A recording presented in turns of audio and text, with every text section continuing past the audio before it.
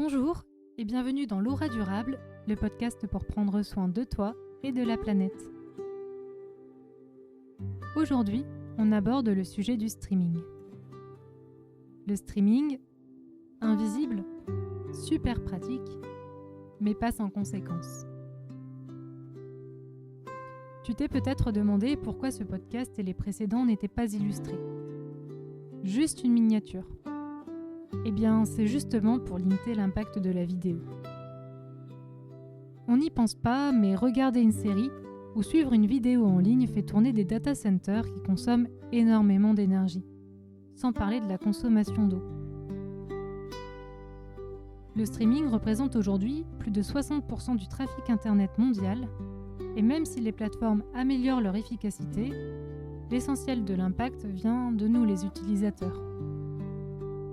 Alors, l'idée ici, ce n'est pas de se passer totalement de streaming, ce serait très compliqué, mais de savoir comment on peut réduire notre empreinte sans renoncer à nos contenus préférés.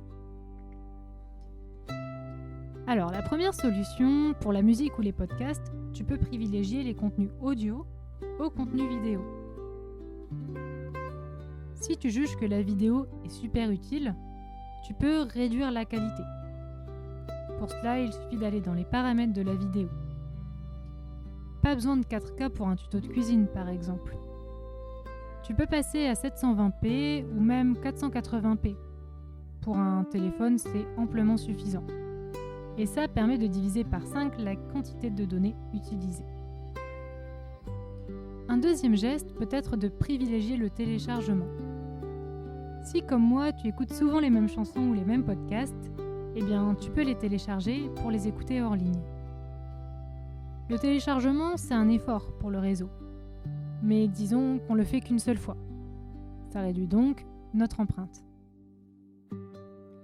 Et enfin, si tu arrives à t'organiser, n'hésite pas à te balader à la bibliothèque ou à la médiathèque de ta ville. Ils ont une quantité de films et de CD impressionnants à emprunter. C'est d'ailleurs ce qu'on a fait récemment à la maison pour regarder la saga Harry Potter.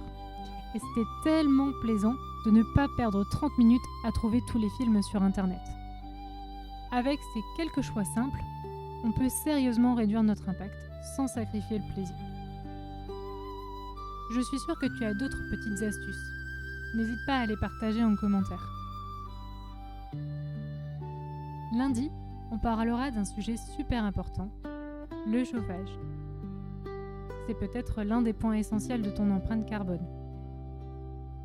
Je te donnerai plein d'astuces pour réduire ta facture d'énergie. Alors je te dis à lundi!